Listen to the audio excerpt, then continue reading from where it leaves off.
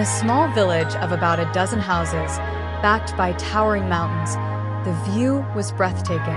On both sides, dense birch forests stretched out, and directly ahead, a clear, babbling stream flowed peacefully. Beyond the stream, vast, endless grasslands spread out, with a number of strong, majestic horses casually strolling across the plains. This was the perfect example of an MC World starter house. The mountains in the back meant there were mines and valuable ores to be found.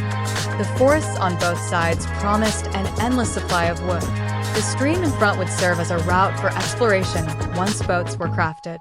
As for the grasslands, come on, there's no place more comfortable than the Great Plains.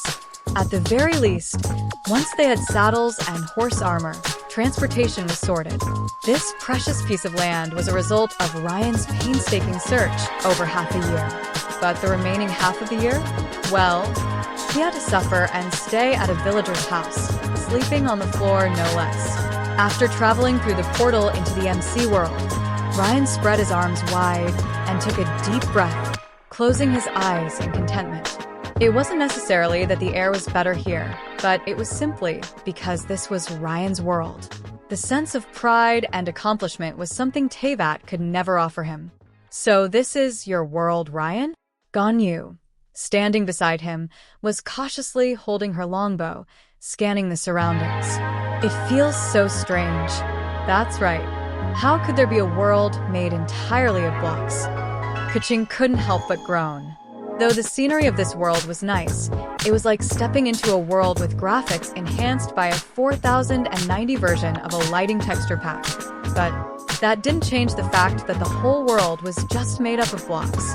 What was even more absurd was that they had arrived right where Ryen had left off earlier, the outer edges of the village's birch forest. Not far off, there was a thing that could just about be called a tree. But deep down, Keqing had no desire to call it a tree. Which tree doesn't have a trunk? This one had leaves floating in the air. I get it. Ryen laughed and shrugged. "You'll get used to it eventually. Besides, don't you think this world is fascinating?" "It's fascinating, sure." Ganyu scratched her cheek, staring at Ryen's profile as she muttered. "But it still feels hard to accept a world like this, doesn't it?" Keqing, on the other hand, shook her head excitedly. "No. I think this world is even better. It's all made of blocks, which means resources are incredibly easy to collect. It's a good thing for us." Watching Keqing and Ganyu quickly adapt to the reality of this world with their back-and-forth banter, Ryen clapped his hands and grinned. "All right, let's get to the most important task first." "The most important task?" Ganyu looked at Ryen confused. He replied casually, "If we're going to develop this place long-term and stably, we need a place to settle down. I can't just have you two digging holes and filling them back up, can I?" "Digging holes and filling them up?" Keqing became even more puzzled, but Ryen didn't feel the need to explain. If he were alone with his Steve-like endurance, Ryen wouldn't mind digging and filling in holes. Not only would it be safer, but with the vastness of this world, any place could be home. But Keqing and Ganyu didn't have Steve-like stamina. If they had to work the land, wouldn't that make Hu Tao thrilled? No, wait. If Hu Tao didn't even buy a coffin for them, she'd probably get mad and drag them out of the grave to bury them again. "Ryen, there's a village," Keqing suddenly exclaimed, grabbing Ryen's sleeve excitedly and pointing to the wooden houses in the distance. "We can ask if they have any vacant land to sell, and then use your magical materials to build us a house." At the mention of this, Ryen suddenly had an epiphany. He had been forgetting something important. Villagers, wooden houses, beds. Time for some revenge. Ryen sneered coldly. "Going to the village? No problem. We're definitely going to the village, but before that, there's something I absolutely must do." Keqing and Ganyu looked at each other, completely puzzled. Ryen pulled out 4 pieces of wood and, with the help of his backpack, crafted a crafting table. Then, wooden sticks, wooden planks. He crafted a wooden sword, freshly made. Ryen picked up the wooden sword, examined it for a moment, then spoke in a low voice. "Let's go." Keqing and Ganyu were still confused, but they could only watch as Ryen's figure receded in the distance. Kaching called out to him. Ryen, what's with this strange little table you've got?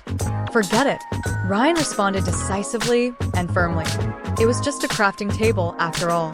What seasoned block world traveler takes one along? That thing can be made anywhere from the materials around. A great block world explorer doesn't need to carry such things around. This world is vast, and anywhere can be home. Ryen was thankful to his system for giving him this Steve-like physique, but at least it didn't turn him into a block person. Kaching, don't just stand there. Hurry up and catch up. I'm worried Ryen might get into trouble, Ganyu anxiously urged. Kaching, seeing she couldn't move the crafting table, decided to give up on it. Don't worry about Ryen. I've seen him before. His strength is terrifying. Kaching waved her hand nonchalantly, though she was now eyeing the crafting table with some curiosity. This thing, she couldn't push it, couldn't lift it. Even with lightning elemental attacks, she couldn't even make a scratch on it. It was just 4 pieces of wood, yet it was so sturdy. Kaching's mind began to wander. What if she used this kind of table to imprison those powerful criminals? Wouldn't it save materials and be more secure? At this moment, Ryen had no idea what Kaching was thinking, but if he did, he'd enthusiastically recommend her to use the crystalline prison. Top-tier performance. It didn't matter if you were Osail or the Lord of the Ruined Dragons. Absolutely indestructible and unmineable. Even the Geo-Archon would have to shake his head. Ganyu, help me out. I'm going to see if I can clear the dirt beneath this and move this thing. Seeing that Kaching was still struggling with the crafting table, she looked like she was about to use her sword to dig it out. Ganyu was getting more anxious. Kaching, forget about this thing. Ryen is running off with a wooden sword like he's going to fight. Fight! Kaching, still lost in her weird research, stubbornly shook her head. It's fine. Ryen is really strong. He's also the holder of the Pyro Vision. I know. Ganyu's voice rose, and she grabbed Kaching's arm. But I'm worried. Ryen is going to kill someone.